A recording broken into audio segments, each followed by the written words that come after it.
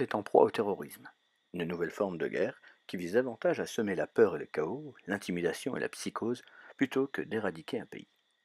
Les USA, la France, la Belgique, les pays du Maghreb, l'Allemagne, nous sommes tous potentiellement une cible de l'islamisme radical. La grande majorité, pour ne pas dire tous, de ces faits est instrumentalisée par des musulmans radicaux. Pour être politiquement correct, je précise qu'ils sont radicaux, mais globalement mon opinion sur cette religion n'est pas bon. Mais cela n'engage que moi. J'ai entendu tellement de choses sur l'islam que je ne parviens plus à accorder la moindre confiance à celles et ceux qui le pratiquent. Et j'en suis navré, croyez-moi. Pourtant, l'un des arguments que j'ai pu entendre de la part des terroristes musulmans pour justifier leurs atrocités, c'est qu'ils ne sont pas les premiers à commettre de telles horreurs. Les chrétiens, permettez-moi de préciser catholiques, ont commencé bien avant eux avec les croisades. Certes, n'oublions pas de dire quand même qu'à l'époque, les catholiques ont voulu délivrer Jérusalem parce qu'on les empêchait de venir s'y recueillir. Remontons encore plus dans le temps, bien avant l'Hégire et que l'islam ne naisse, bien avant la naissance même de Jésus. Quand les Hébreux, appelés les Juifs aujourd'hui, sont arrivés en terre promise, ils ont aussi détruit tout ce qui était lié aux autres cultes. Ils l'ont fait sous l'ordre de Dieu. Je vous laisse relire toutes ces histoires dans l'Ancien Testament, de la Bible, et pourquoi pas Juge 6, qui nous raconte que Gédéon a détruit des idoles. Ils ont détruit les idoles et tué hommes, femmes et enfants. Aujourd'hui, les terroristes font des actes de guerre et saccagent des lieux historiques. Ils détruisent des statues et des antiquités qu'ils jugent idolâtres, et l'humanité crie à la tragédie culturelle. De plus, et c'est le plus grand drame, ils tuent des civils que nous appelons innocents, mais qui pour eux ne le sont pas.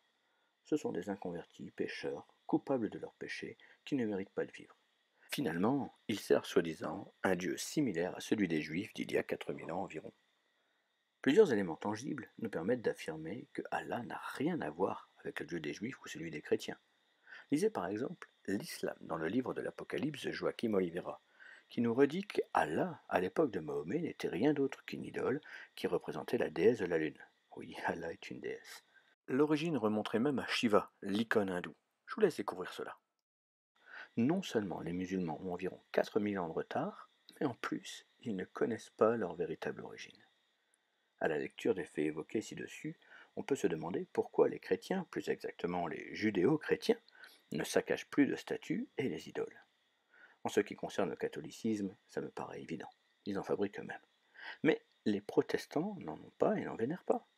Pourquoi les protestants ne saccagent-ils rien? Là encore, la réponse est dans ce livre formidable qu'est la Bible. Dans le livre des Actes des Apôtres, l'apôtre Paul arrive à Athènes, et il y trouve toutes les statues grecques. Actes 17, 22 à 33. Il n'envisage nullement de les détruire.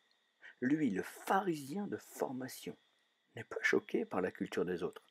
Il a été transformé par le message de l'Évangile. Il sait que depuis la venue de Jésus, ce ne sont plus les actes de barbarie qui feront la différence pour accomplir la volonté de Dieu, mais que c'est la prédication de la parole de Dieu qui permet de changer des loups en agneaux, des méchants en doux, les terroristes en hommes bons. Plus loin, l'apôtre nous encourage en nous affirmant dans sa lettre aux Éphésiens, chapitre 6 et verset 12, car nous n'avons pas à lutter contre la chair et le sang, mais contre les dominations, contre les autorités, contre les princes de ce monde de ténèbres, contre les esprits méchants dans les lieux célestes. Nous pouvons envoyer tous les porte-avions que nous voulons, tous les bombardiers nécessaires, toutes les armées du monde. Nous ne parviendrons pas à lutter efficacement contre le terrorisme de l'islam radical. Ils sont partout. Ce sont vos voisins. Ils sont devant vous à la caisse du supermarché. Ils ont même laissé passer une grand-mère avec son petit panier de courses. Nous en avons repéré 2000 en France, et nous savons qu'ils sont potentiellement 10, 100 fois plus nombreux. Ils sont endoctrinés et ne raisonnent plus humainement. Ils sont incontrôlables. Le seul qui puisse leur résister est le seul et unique vrai Dieu. Pour cela, il utilise le potentiel qu'il donne à celles et ceux qui le servent, selon ses préceptes dictés dans la Bible. Ils n'appartiennent pas à une religion. Ils ne servent pas un mouvement ou des hommes, même s'ils ont choisi des meneurs parmi eux. Certains les appellent évangéliques. Eux, nous, moi, nous préférons juste dire que nous voulons obéir à Dieu. Pour lutter contre l'islam, nous avons ce que nous appelons l'évangélisation, la prédication de la vraie et unique parole de Dieu et la puissance de l'Esprit qui nous accompagne.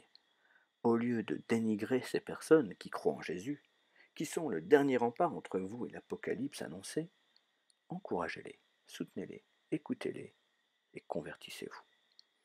Pour plus d'infos, contactez-moi, lepasteurfred@gmail.com, ou trouvez une église sur notre site www.fleuvedevie.com ou encore www.église.org.